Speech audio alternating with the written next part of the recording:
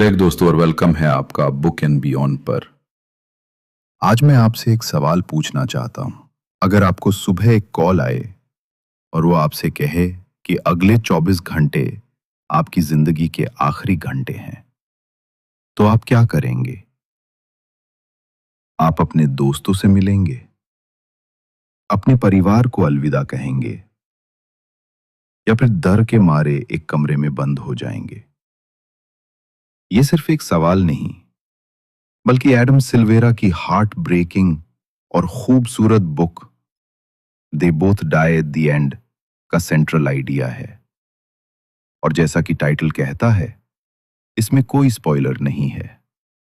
हमें पता है कि एंड में दोनों मर जाएंगे, लेकिन ये कहानी मौत के बारे में नहीं, जिंदगी के बारे में है। कहानी एक ऐसी दुनिया में सेट है जहां एक कंपनी है, डेथ कास्ट।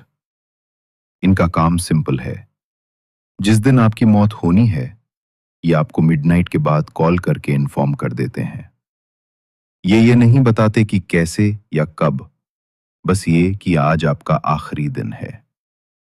जिन लोगों को ये कॉल आती है उन्हें डेकर्स कहा जाता है। और 5 सितंबर की रात 2 अनजान लड़कों का फोन बजता है। पहला है मतेओ तोरेज। मतेओ एक बहुत ही शाय, एंग्शियस और डरपोक लड़का है। वो अपनी जिंदगी एक वर्चुअल बबल में जीता है। उसके पापा हॉस्पिटल में कोमा में हैं और उसकी मां की पहले ही मौत हो चुकी है। उसे बाहर की दुनिया से इतना डर लगता है कि वो अपने अपार्टमेंट से बाहर कदम भी नहीं रखता। जब उसे डेथ कास्ट का कॉल आता है तो उसका सबसे बड़ा अफसोस ये होता है कि उसने कभी ठीक से जिया ही नहीं। दूसरा लड़का है रूफस एमेटीरियो। रूफस मतेओ से एकदम उल्टा है। वो एक फॉस्टर किड है जो अपने दोस्तों द प्लूटोज के साथ रहता है। कुछ महीने पहले ही उसने एक कार एक्सीडेंट में अपने माँ बाप और बहन को खो दिया था। अभी अभी उसने गुस्से में आकर अपनी एक्स गर्लफ्रेंड के नए बॉयफ्रेंड को पीता है और पुलिस उसकी तलाश में है। जब उसे डेथ कास्ट का कॉल आता है तो वो अकेला है, भाग रहा है और गुस्से और अफसोस से भरा हुआ है। दोनों लड़के अपना आखिरी दिन अकेले नहीं गुजारना चाहते, इसलिए वो एक ऐप यूज करते हैं जिसका नाम है लास्ट फ्रेंड। ये ऐप डेकर्स को एक दूसरे से कनेक्ट होने का मौका देता है ताकि वो अपना आखिरी दिन किसी के साथ बिता सके। और यहीं पर मतेओ और रूफस की किस्मत उन्हें एक साथ ले आती है। उनकी पहली मुलाकात बहुत ऑकवर्ड होती है। मतेओ इतना दारा हुआ है कि वो रूफस के लिए दरवाजा खोलने में भी हिचकिचाता है। रूफस, जो अभी भी पुलिस से भाग रहा है, उसे लगता है कि शायद ये एक बुरा आइडिया था। लेकिन धीरे धीरे वो एक दूसरे को समझने लगते हैं। वो समझते हैं कि उन दोनों को बस एक दोस्त की जरूरत है। और इस तरह शुरू होता है उनका एंड डे, उनका मिशन, एक दिन में पूरी जिंदगी जीना। उनका पहला स्टॉप होता है हॉस्पिटल, जहां मतेओ के पापा कोमा में हैं। मतेओ उन्हें अलविदा कहने जाता है। वो अपने पापा से बातें करता है, उन्हें बताता है कि वो उन्हें कितना प्यार करता है। ये एक बहुत ही इमोशनल मोमेंट है और रूफस वहां उसके सपोर्ट के लिए खड़ा रहता है। इसके बाद वो जाते हैं मतेओ की बेस्ट फ्रेंड लीडिया के पास। लीडिया एक सिंगल मॉम है और मतेओ उसकी बेटी पेनी का गॉडफादर है। लीडिया को अलविदा कहना मतेओ के लिए सबसे मुश्किल कामों में से एक है। वो उससे झूठ बोलता है कि वो बस अचानक से कहीं जा रहा है, क्योंकि वो उसे दुख नहीं देना चाहता।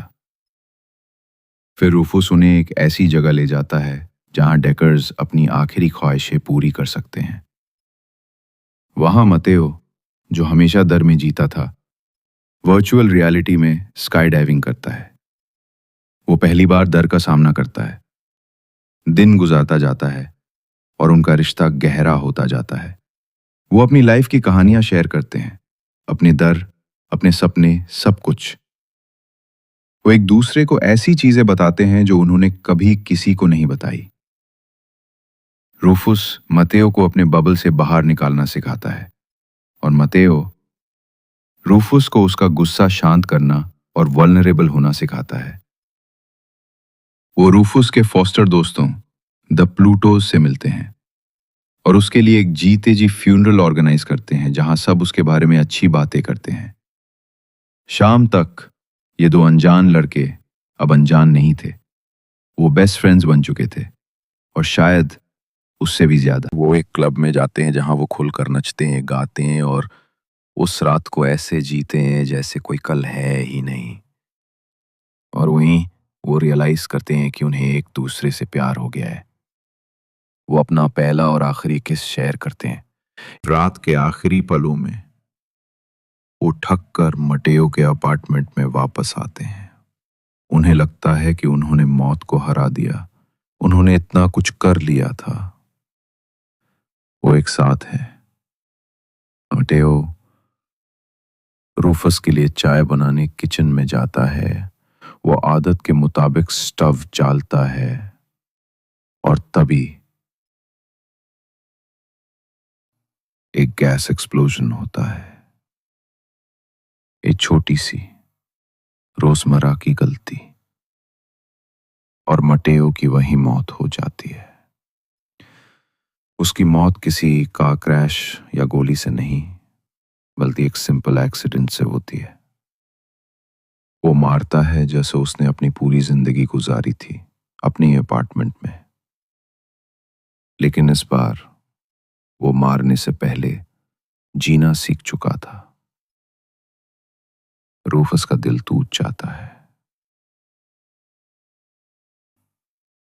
जिस इंसान ने उसे 24 घंटों में प्यार और जिंदगी का मतलब सिखाया, वो उसकी आंखों के सामने चला गया। दुखी और अकेला रूफस अपार्टमेंट से बाहर निकलता है। वो लीडिया को कॉल करके उस मतेओ की मौत के बारे में बताता है और फिर वो सड़क क्रॉस कर रहा होता है, अपने फोन में मटेओ की फोटोज देखते हुए, उसे याद करते हुए, और तभी उसे डेथ कास्ट का अलर्ट मिलता है। बुक हमें यह नहीं दिखाती कि वो कैसे मारता है, पर यह हिंट करती है कि वो सड़क क्रॉस करते हुए एक गाड़ी से टकरा जाता है। वो मर जाता है, ठीक वैसा ही जैसे उसके माँ बाप मरे थे। टाइटल ने हमें पहले ही बता दिया था कि दोनों मर जाएंगे, तो फिर ये कहानी इतनी पावरफुल क्यों है? क्योंकि इसका पॉइंट अनजान नहीं, सफर है। ये कहानी इस बारे में है कि एक दिन एक इंसान और एक कनेक्शन आपकी पूरी जिंदगी को बदल सकता है। मतेओ और रूफस ने एक दूसरे को वो दिया जिसकी उन्हें सबसे ज्यादा जरूरत थी, जीने की वजह और मारने से पहले न डरने की हिम्मत। यहां बुक एंड बियॉन्ड पर हम ऐसी ही कहानियों की तलाश में रहते हैं जो पनों के पार जाकर हमें जिंदगी के बारे में कुछ सिखाती है। They both die at the end हमें याद दिलाती है कि हमारे पास कितना टाइम है ये मैटर नहीं करता। मैटर ये करता है कि हम उस टाइम के साथ करते क्या है। आपको ये कहानी कैसी लगी? क्या आप आखिरी दिन में मतेओ की तरह डर का सामना करते या रूफस की तरह एडवेंचर पर निकलते? नीचे कमेंट्स में जरूर बताइए।